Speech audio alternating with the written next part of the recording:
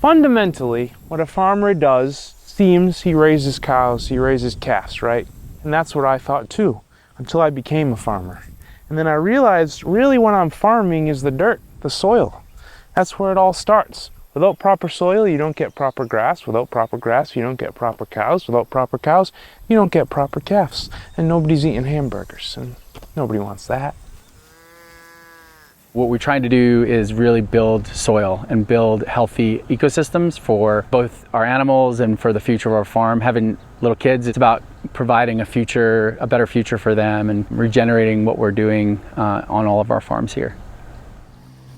These guys are coming from the south. They've been in there for a day and a half. So they are ready to move.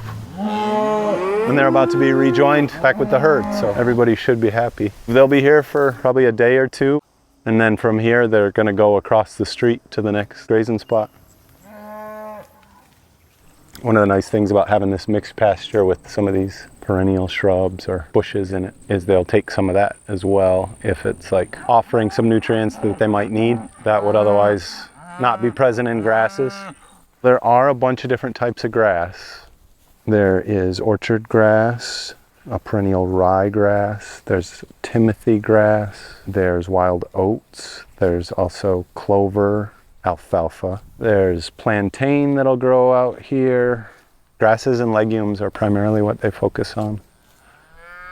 That's what they graze when they're eating from a shrub or a tree. It's referred to as browsing. So they'll go and have a little nibble. They eat grass, they put it into one chamber, and then they regurgitate. And then they chew that grass again, and that's what's referred to as chewing their cud. And that's when they're re-chewing what they've regurgitated. So then they pass that back into another chamber where it ruminates. It becomes manure.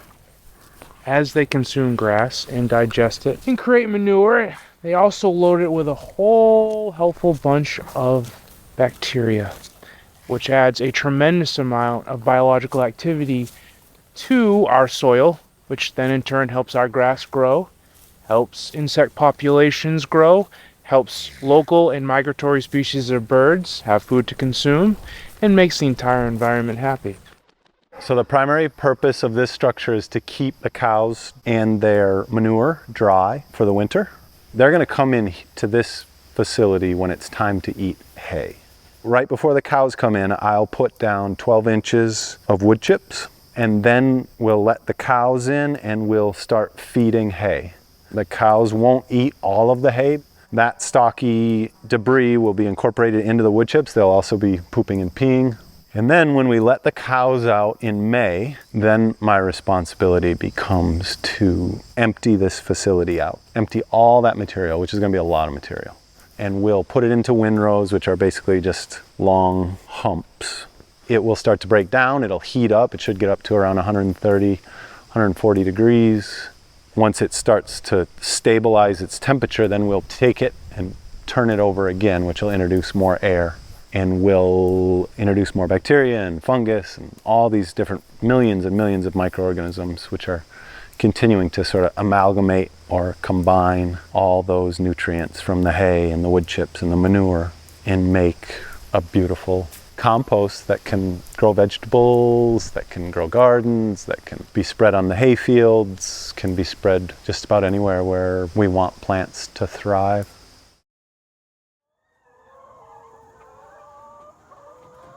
Chickens are omnivores. Chickens love eating bugs. They do eat grain, which we feed them. They're eating the grass and the greens, pecking, scratching, doing their chickenness kind of things. We collect eggs in the afternoon, so generally chickens are done around 2:30 or so laying. So our crew will come out here and they'll take the eggs out and collect them and put them in the refrigerator. They're helping the pasture in a couple different ways. One is like, you can see this girl here, she's scratching the pasture. And so there's natural seeds in the pasture that kind of just need to express themselves, and sometimes they just need to be exposed to light and some water. And then the other thing is they're laying down manure. So that manure is high nitrogen manure. And so that allows the grass to grow back better. That disturbance is really critical if you want to have really good pasture. You know, what they're doing is they're increasing the biology in the soil. So the biology in the soil is what builds soil health, and that soil health allows water to infiltrate better into the pastures. So it basically makes them more of a sponge. So instead of having a lot of runoff into wetlands and other places, by making the soil better, it actually has a better holding capacity, it can absorb water better. That biology in the soil stimulates grass growth, and that grass growth and clover and other plants in the soil are a place where carbon can get captured. So carbon can get taken out of the air and put back into the soil through having living residues on the soil. Chickens are part of the soil building community here. They're helping the below ground biology grow better. Eggs are kind of the coolest thing. They're just so much energy, and if you think about it, they have enough nutrients to support a baby chick inside them, and so they're kind of these amazing nutrient-dense foods that we can eat, and these guys provide them for us. What's cool about the eggs from pastured hens is kind of this amazing little, look at that egg. This sticks together. It's got that bright orange color that comes from being on this green grass here. And it's just like, again, like, you know, sometimes you put an egg in your hand like that and just run off your hands. Yeah. But because of the feed and the different diversity of diet, it creates this really, you know, it's kind of like, I mean, look at that. It's like, it's amazing. The nutrient density of this egg is just off the charts. Most chickens that you buy from the store live inside all the time. They don't have access to outside light and the nutrients that come from outside light. And then they don't have the nutrients of this diverse diet. They're just eating a corn and soybean mix. Ours eat non-GMO corn and soy, but then they're eating bugs, they're eating worms, they're eating grass, they're eating clovers and grasses. It's like a delicious smorgasbord of food out here for them.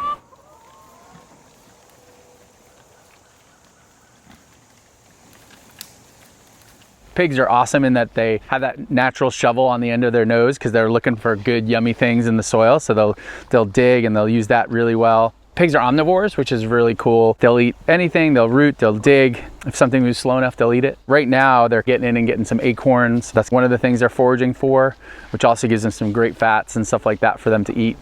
Most of the time during the day, especially in a new spot like this, they're kind of foraging, they're checking out what else is out here, exploring the other edibles and stuff, which is good for their health. This is the perfect pig area. Pigs don't sweat, so cool being under trees, being in an area where they can kind of dig up a wallow and kind of get cool. This is what a pig loves. Just hang out, eat, walk around, forage, explore different areas. They'll do a really good job with is they'll clear a lot of vegetative understories. We haven't grazed this for 2 years, I believe, this area. So they'll come in here, they'll turn over, they'll eliminate some invasive species. And the trees that we want, like oaks and hardwoods, they'll help with clearing the way so those exist better. So it creates a little more of a savanna kind of area versus a dense forest. Goats can offer a lot of different products. The major one is milk.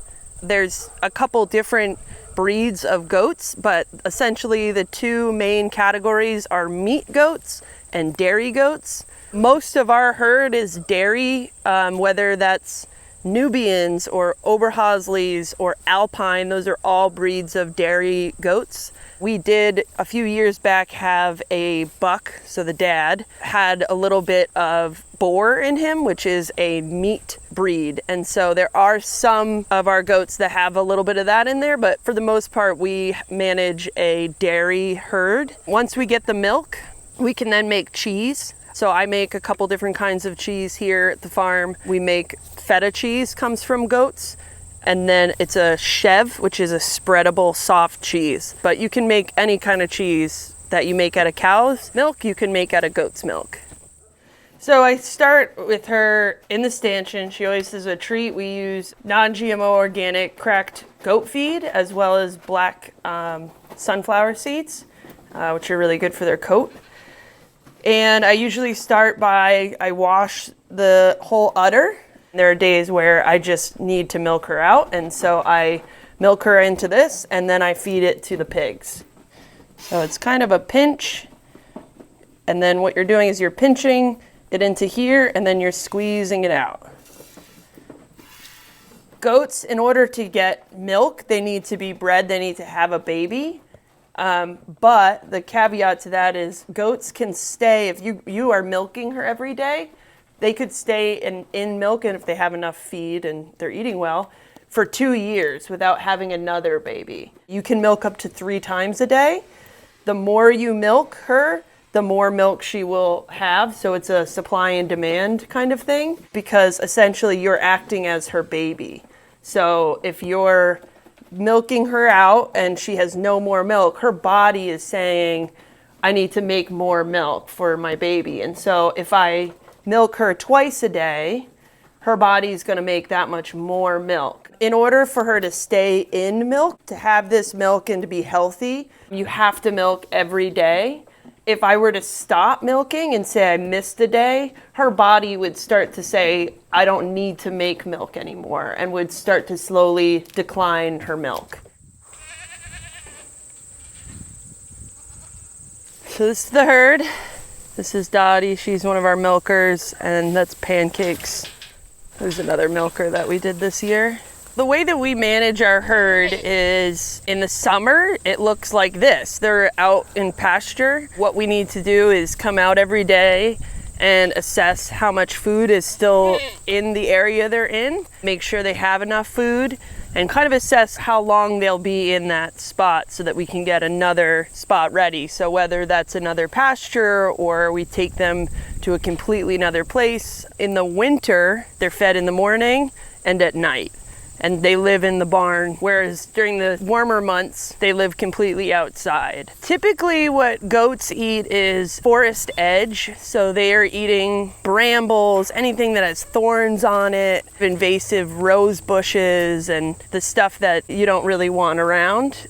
They don't really eat grass. This pasture that they're in right now is pasture grass. There's a lot of diversity in what's in here. You can see clover and mugwort and all kinds of perennial grasses, and they're regulating themselves essentially and eating a little bit of this and a little bit of that. If you were to put them on, say, your lawn that just had like one type of grass, it would be too rich for their stomachs and they would get bloat because the gas.